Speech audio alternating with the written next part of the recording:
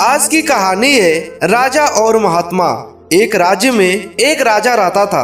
राजा दुनिया का सबसे शक्तिशाली शासक बनना चाहता था। एक दिन उसे दूर देश से आए एक भविष्यवक्ता के बारे में पता चला। वह उनसे मिलने पहुंचा और उन्हें अपनी इच्छा बताते हुए निवेदन किया, महात्मा, मुझे कोई ऐसा उपाय बताए जिससे मैं पूरी दुनिया का सबसे शक्तिशाली राजा बन सकूं। भविष्यवक्ता ने सामने जाते हुए एक रास्ते की ओर इशारा किया और बोला, राजन, सामने जो रास्ता देख रहे हो इस पर चलते जाओ। 10 किलोमीटर दूरी तय करने पर तुम्हें एक पेड़ दिखाई देगा। उस पेड़ पर चमत्कारी फल लगते हैं। तुम उस पेड़ से एक फल तोड़कर खा लेना, तुम्हारी शक्ति 100 गुना बढ़ जाएगी। राजा बिना समय व्यर्थ किए उस पेड़ की तलाश में निकलने के लिए तैयार हो गया, लेकिन उसके जाने से पहले भविष्यवक्ता ने उसे चेताया, राजन, एक बात ध्यान में रखना, जब तुम इस रास्ते पर आगे बढ़ोगे तो तुम्हारा सामना 1 फीट ऊंचे एक राक्षस से होगा। तुम उसे मार देना, तभी आगे बढ़ना, अन्यथा वो तुम्हारा आगे बढ़ना और पेड़ से फल तोड़ना मुश्किल कर देगा।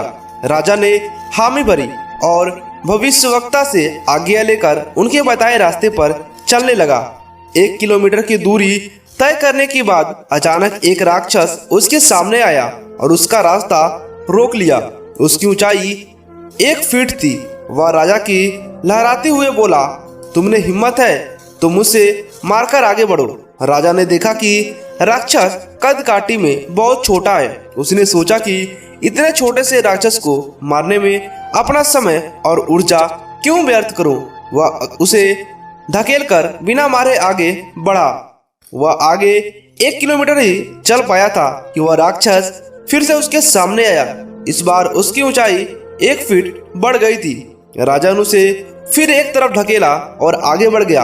आगे बढ़ते बढ़ते हर 1 किलोमीटर पर वह राक्षस राजा के सामने लगा आने और हर बार उसकी ऊंचाई 1 फीट बढ़ जाती। राजा हर बार उसे मारे बिना आगे बढ़ता जाता। जब राजा भविष्यवक्ता द्वारा बताए गए पेड़ के पास पहुंचा तो राक्षस फिर से सामने आ गया। इस बार वह 10 फीट का विशालकाय राक्षस था। जब उसने राजा को फल तोड़ने से रोक दिया, तब राजा को भविष्यवक्ता की चेतावनी याद आई कि राक्षस को मार देना, अन्यथा वो तुम्हें फल तोड़ने नहीं देगा। अब राजा एक पास युद्ध के अतिरिक्त कोई चारा नहीं था। दोनों में भयंकर युद्ध हुआ। कई परिस्थिति ऐसी बनी मानो राक्षस राजा को मार देगा, लेकिन अंत में किसी तरह राजा राक्षस को मारने में सफल रहा। फिर उस चमत्कारी पेड़ का फल तोड़कर खाकर उसने चैन की सांस ली। दोस्तों, लक्ष्य प्राप्ति की दिशा में जब हम प्रयास करते हैं तो हमें कई बार छोटी छोटी समस्याएं और चुनौतियों से दो चार होना पड़ता है।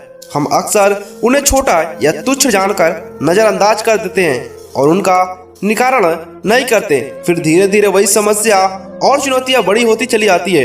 एक समय ऐसा आता है जब उन्हें नजरअंदाज करना संभव हो जाता है और वे हमारे लक्ष्य प्राप्ति के मार्ग पर रोड़ा बन जाते हैं। कई बार उस रोड़े को पार कर पाना हमारे बस के बाहर हो जाता है और कई बार उन्हें सुलझाने में हमारा बहुत समय और ऊर्जा बर्बाद हो जाती है। बाद में हम पछताते हैं कि हमने पहले ही उसका समाधान क्यों नहीं निकाला। इसीलिए बाद में पछताने से बेहतर है कि समस्या शुरुआत से उस वक्त को सुलझा दी जाए ताकि वो छोटी हो जाए। दोस्तों, आपको यह कहानी कैसी लगी हमें नीचे कमेंट कर बताइएगा। बाकी इसी तरह की और कहानी देखने के लिए और सुनने के लिए हमारे इस चैनल को सब्सक्राइब कर दीजिएगा।